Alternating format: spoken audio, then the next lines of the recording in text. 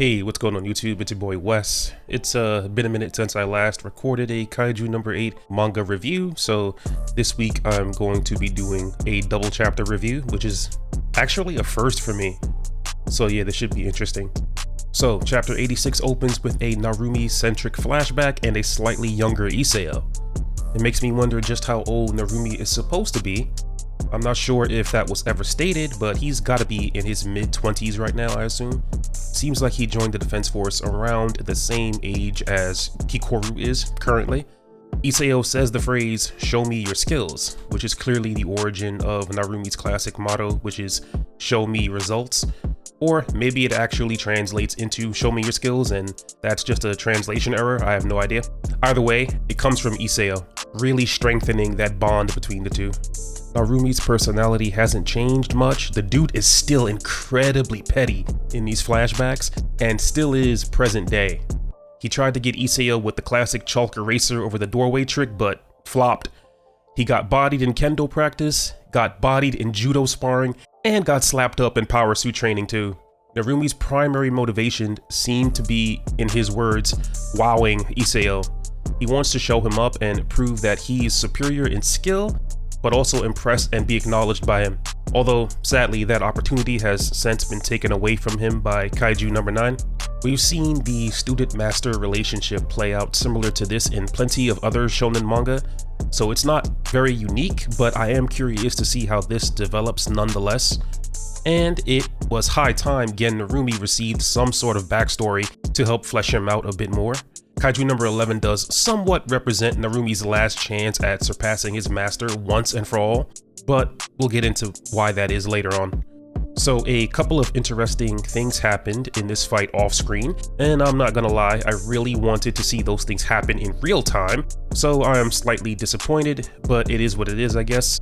So it is revealed to us by Kurusu that at some point during Narumi's fight with number 11, he actually already activated the full release force of numbered weapon 1. Crazy, right? I know. Usually Matsumoto makes it a big deal when his protagonists raise their release force, which is the equivalent of a character from Dragon Ball raising their ki level to match their opponent. It's actually unlike Matsumoto to have a character go through their full release force off page. Not to mention the fact that it's Captain Narumi, who is, in theory, supposed to be the strongest of the current lineup of captains in the Defense Force. And on top of that, if I didn't make it clear already, he is wearing a numbered suit. So that means that for 15 minutes after Narumi went full tryhard against number 11, he's just been getting cooked. And I really wanted to see that, but oh well, I guess I just have to deal with it. It does mean that number 11 is ridiculously strong though, if Narumi of all people has been at full power this whole time and still can't strike back. I just kind of wanted to see that though. Anyway, mini rant aside, if you can even call it that, Narumi is already on the verge of overheating his suit. This is actually great to see. I mean, not great in Narumi's case, but it's great to see that this particular element of the story that Matsumoto cooked up still hasn't been forgotten over time.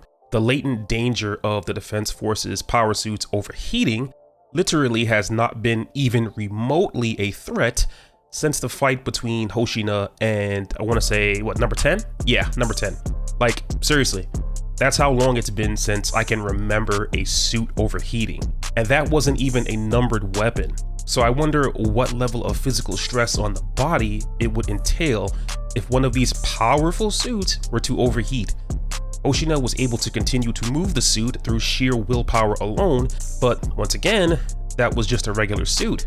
I doubt it would be as easy to continue to operate a numbered weapon through sheer force of will. I don't even think we've seen Isao do that during his fight with number 9 way back when. So Narumi is out here doing his best to avoid number 11's water bombs and out of nowhere uses the classic flash step from Bleach and instantly closes the gap between him and 11. See, I knew Matsumoto was a Bleach fan. I mean, he even draws Captain Narumi like a Bleach character in some of the panels throughout the manga.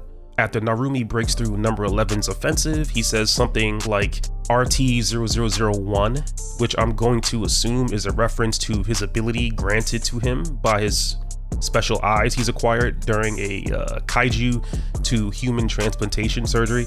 And we can see him peering at the neurosignals in Kaiju 11's head, only to once again be intercepted by number 11's water attack as number 11 leaps away into the air and gives us some exposition. I'm glad to see Matsumoto spends only 2 panels on this, because number 11 has already revealed to us that he knows how Narumi's ability works. And we've only got so many pages with Kaiju number 8 as a bi-weekly manga.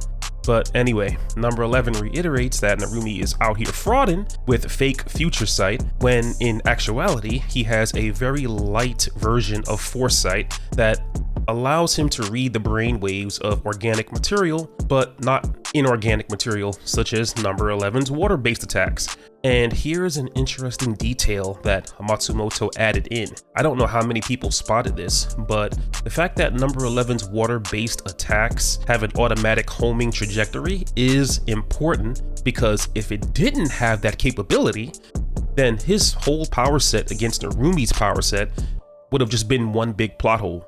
Because if you think about it, if number 11 has to set the path and trajectory of each water bomb himself before launching them, then Narumi should easily be able to read the patterns that number 11 forms in its brain and then use that to predict the water's movement. So good on the author for adding this little but mega important detail to this battle. Surprisingly, Narumi manages to intercept the water attacks unlike the last time. We can see that he's definitely learning to adapt to his opponent, but he still needs to figure out a way to score that kill shot finishing blow before his suit fizzles out. One of the operators behind the scenes mentions that Narumi is on par with Hoshina in close quarters combat. Psh, please. And that helps him sit at the top of the defense force, which I'm gonna call cap on that. And I wonder if this is a setup to see Narumi take on Hoshina in CQC at some point. I'm team Hoshina all the way, and I just cannot see Gen Narumi holding a candle to the Hoshina style clan techniques. I absolutely refuse to believe that.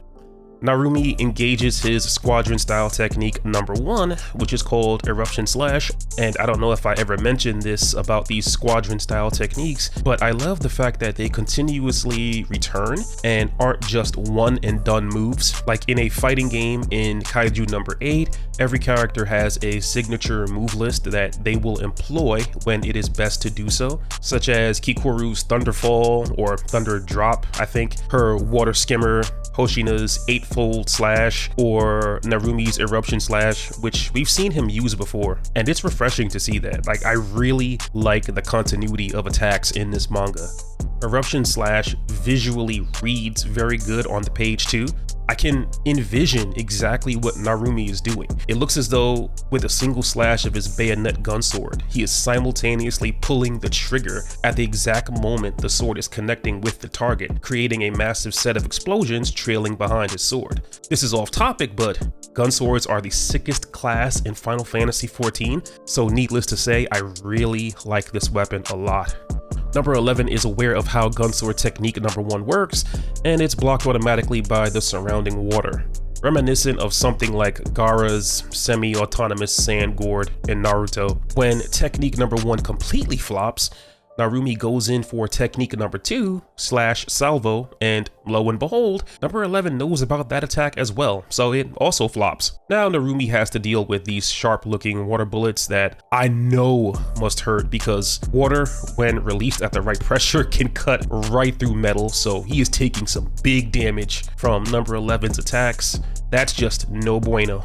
For some reason, Narumi gets the smart but dumb idea to go for a Hail Mary and just does every single Gunsword technique in his book of tricks to try to damage Kaiju number 11 just one time. And to no one's surprise, well, except maybe Narumi, each technique completely fails right in front of everyone's eyes. Number 11 reveals that he has been given Isao's memories, so he knows all of Narumi's attacks. This detail is new because even though we knew number 9 created number 11 and the other Daikaiju, we didn't know that he shared Isao's memories with them.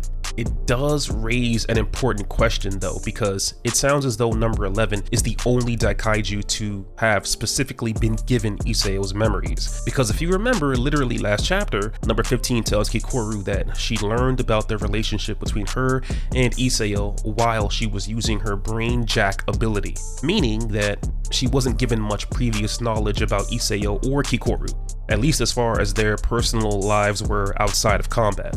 So is Kaiju number 11 the only Daikaiju that also has Iseo's memories other than 9? And why? So it looks like number 11 charges up and fills his fist with water, I assume? And poor Narumi gets yeeted through 2 buildings in 1 punch. Ouch. The operators are trying to help him out and maintain the suit from a distance like they usually do, but his time is almost up in that suit, man. He's got multiple injuries, and I mean, he's just done. But then 11 commits a cardinal sin in the world of shonen manga. He can't stop running his mouth like he's stuck on stupid, and says just a few keywords to the good guy, and it inadvertently triggers a power-up within Narumi. And at this point, I was like, you are a big dum-dum and deserve everything that is about to happen to you, my guy. You never, and I mean never, remind the hero, good guy, of anything in relation to their family or their former master. Bro, you are asking to die. It's the folly of like every villain to not be able to keep their damn mouth shut. He was like, here, let me help you out. Let me give you that talk no jutsu sensu bean real quick. Moron. So this clown and disgrace of a kaiju decides for Lord knows what reason to tell Narumi that he is a letdown and that there are words in his memories that he'll deliver in place of his master, Iseo. And those words are simply what Iseo told him at the very beginning of this chapter. I don't need an incompetent officer. Bruh. I have no idea why Itami keeps shortchanging all of his troops like this. This man doesn't have any faith in anybody, not even his number 1 ranking officer. Anyway, number 11 goes in for the final blow and gets hit by something. He looks down to see what it is and is surprised when he looks over at Narumi and notices that he's sitting there holding his bayonet with the barrel freshly smoking after finally landing a blow on him. And 11 is all, nah bruh, nuh-uh, he must have grazed me. He can't shoot me, I'm fabulous. It was a fluke. But little does he know, Captain Narumi is a gamer. This man is probably Radiant rank on Valorant and Challenger on League of Legends, just super try hard, and he just helped him enter flow state. So yeah, things are about to go south for number 11. This man is seeing images of his dead master now too. This is seriously worst case scenario if you're a shonen villain. And that's not even like the worst of it. Plus it looks as though the irises of Narumi's eyes have transformed its shape. It looks less like a cross and more like a diamond with an X going through them. So he's potentially just awakened his Mangeki Sharingan too. Oh boy. Then Kaiju 11 gets his arm chopped off and oof, this is what I was talking about. He had this coming for being stupid, like he really did. Imagine knowing every move your opponent is making and how to perfectly counter it while being stronger and faster, but you're still about to get cooked. How does one snatch defeat from the jaws of victory like that? I think that's gonna be the title of this video too. Number 11 is literally snatching defeat from the jaws of victory, not the other way around. Now, I really like this chapter quite a bit, but there was some fat that could have been trimmed. The last chapter, it felt like Narumi was about to go in and do something after being on the defensive, only for this chapter to once again have Narumi struggling on the defensive for the most part until the end of this chapter, where it once again feels as though he's about to go in and do something to, you know, turn the fight around. I also wanted to see Narumi pressured into raising his release force, which, by the way, I don't believe we currently know what that percentage even is, only that he had to go full force and his suit is about to burn out. Things that I did like, however, were the flashback in the beginning that adds to the character's backstory. I like how Iseo's statement about not needing incompetent officers managed to come back around at the end of the chapter, and like, it all came full circle, and it happened to become a source of strength to inspire Narumi to get the heck up off the ground and actually give us those results he's always preaching about. It also introduced another mystery in number 11 having Iseo's memories and seemingly being the only Daikaiju to have access to them, and I am not sure why. I also like how the fight scenes in each panel flowed as well. plus the continuity of the move list the characters have is a bonus. So let's now transition to chapter 87 of Kaiju number 8. I said this was going to be a double chapter review, primarily because I've been slacking. Your boy has been grinding out Street Fighter 6. I am absolutely loving that game. I'll definitely have some content for that up on the channel at some point, but that's neither here nor there. Let's get to this review. Once again, the chapter opens up right where chapter 86 left off, and as expected, Narumi's ocular Kaiju ability appears to have evolved during the course of the fight. This change is even further highlighted by the color of his irises now having a greenish glow to them instead of their original pink glow. So I'm very happy that Matsumoto included this colored chapter just to show that off to the reader. Well, it's not a colored chapter, but the first 2 pages, I guess, are colored, or second and third. Note that you can see Narumi's veins are beginning to express and pop themselves on his face. So from that, we know that whatever this new evolution to his ability is, it definitely puts great strain on him to maintain. On the flip side, it also lets us readers know that whatever Narumi is about to do, he's about to go ham. Once again, I have to point out how much of an idiot number 11 is, because he personally facilitated a situation where Narumi would get a power-up in the first place. If Narumi has Kaiju number 1's eyes, and Kaiju have been shown to be capable of evolving over time through necessity, look no further than Kaiju number 9, then it stands to reason that Narumi's ability can evolve as the need calls for it as well. A part of me wonders whether or not number 9 calculated for this exact occurrence. You would think that he wouldn't want these battles to go so long that the numbers weapon users begin to further adapt to the suits, unless that is exactly what he wants, because just maybe it will enable him to assimilate both the suits and its wearer easily, in which case number 9 would definitely be playing 4D chess, and we'll just have to cross that bridge when we get there. Anyway, number 11 points out that the growth of Narumi's ocular ability isn't present anywhere in Isao's memories, once again proving that the Defense Force's ace in the hole during this whole war is going to be shifting the meta and throwing as many new elements as possible out there in the wild, all of which that number 9 simply cannot account for with his own strategy. The tables have turned on number 11, and dude just gets his shoulder blown off by Narumi. I also have to give props to Narumi for not even giving number 11 time to think in this situation. This is war. You take your targets out quickly, no remorse, no time wasted, clean, surgical, get out of here. And I find it so interesting that Gen carries this almost serene looking expression on his face the whole time he's using this ability. It's as if he's not looking directly at Kaiju number 11. It's as if he simply sees everything all at once and understands the trajectory of everything that is happening in front of him. So he's literally decoded the Matrix. And as we continue reading, we discover that, yeah, that's exactly what it is. But we'll get to that in a second. Narumi begins recalling more memories of his time training under Isao. And I know many of you noticed already how Narumi's development is like the opposite of Kikoru's in some sense. Kikoru learned to move on from the approval of her father and mother, and instead focuses on being stronger for the friends and people around her that she wishes to protect that happen to still be alive. Meanwhile, Narumi is like, yeah, I'm just trying to grief you and make you salty, bro. Nah, screw you. You don't get to just rage quit and leave the lobby. I need you to acknowledge that I am the best. That's my understanding of what his motivation is. Yeah, Gen Narumi is quite the character. He's literally got that pro gamer mindset baked into his character, and it's so good.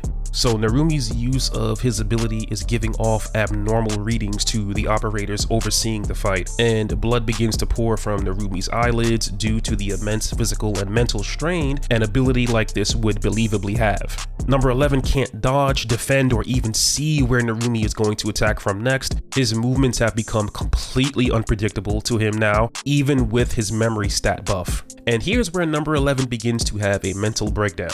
He calls out that the sudden shift in Narumi doesn't make any sense. Number 1's ability is supposed to be pseudo foresight by way of reading electrical signals. Narumi hits him with the classic, "But you see, kind sir," You have activated my trap card. Number one's ability is False Foresight, but that was back when it was Kaiju number one.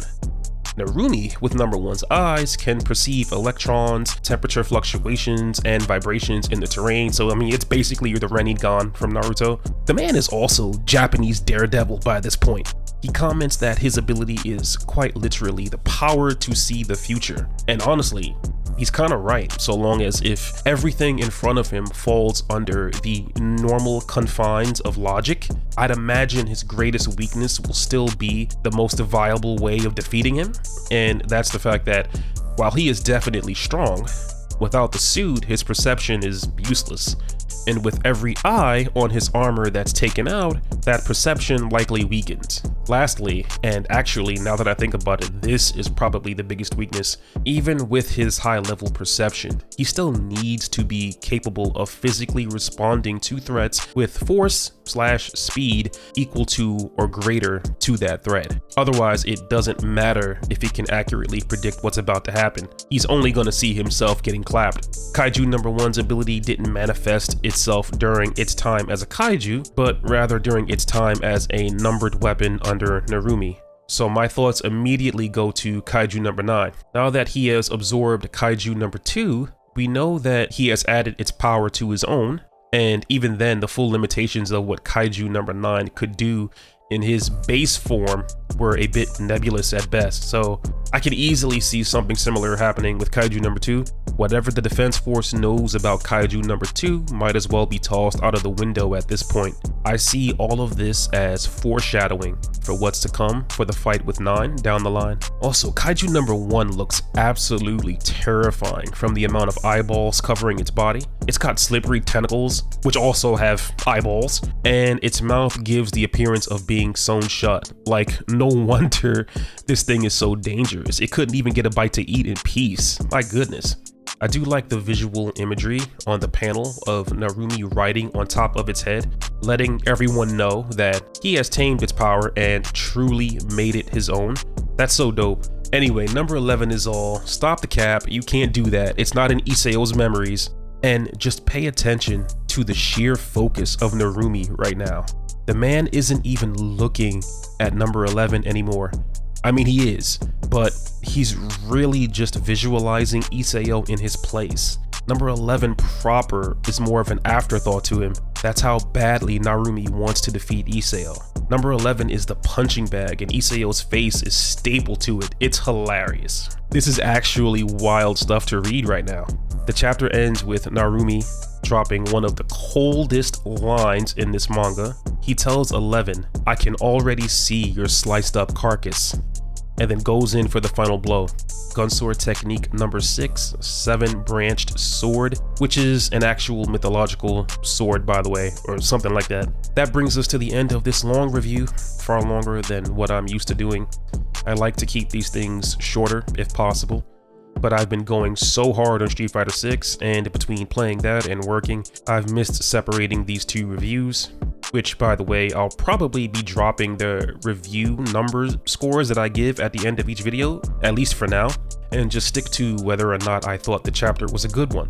And yes, this is in fact one of those chapters that I enjoyed, especially looking it over again for the review and noticing some things that I didn't in the first read through. I'd imagine we're entering the closing of Narumi's matchup, and that means that out of the current battles, the only other two left are Hoshina versus number 12 and Mina versus number 15. Out of both of those, I think most of us are excited for Hoshina to return, but it's really high time this manga shows us exactly what Mina can do in a proper matchup. Something tells me that fight is going to be saved for after Hoshina's battle though, so I mean, we'll see.